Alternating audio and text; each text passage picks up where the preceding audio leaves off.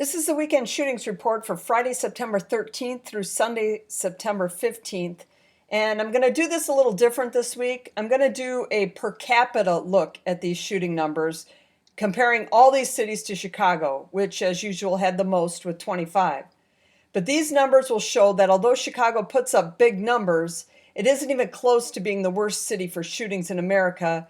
It's just a big city with a lot of people. So of the 10 cities that reported the most this weekend, 3 cities, if done on a per capita basis, had more shootings than Chicago.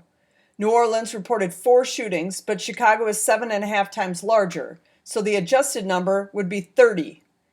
Milwaukee reported 7, but Chicago is 4.7 times larger, so their adjusted numbers would be 33 shootings. And Indianapolis reported the second most shootings on the weekend with 11. Chicago is 3 times as large, so Indy's adjusted number would be 33 as well. Of the 6 that fell below Chicago's shooting rate this weekend, Atlanta reported 4. Chicago is 5 times larger, giving Atlanta an adjusted number of 20 shootings. Detroit's 4 shootings becomes 17. Charlotte, North Carolina's 4 shootings becomes 11. San Antonio's 5 shootings becomes 8.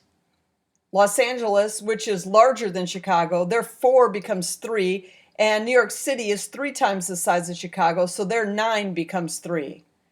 So those are the shooting numbers based on population, or the city's shooting rate for the weekend.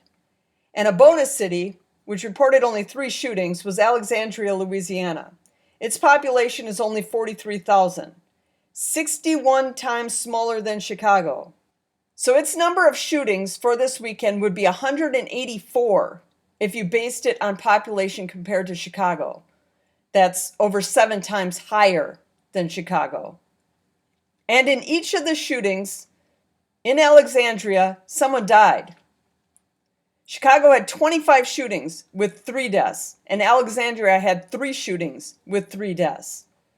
If you've never heard of Alexandria, Louisiana, it's over 100 miles northwest of Baton Rouge, and the violent crime there is 382% higher than the national average. So Chicago's the bad guy when it comes to violent crime, but when comparing based on population, it's nowhere near as bad as many U.S. cities.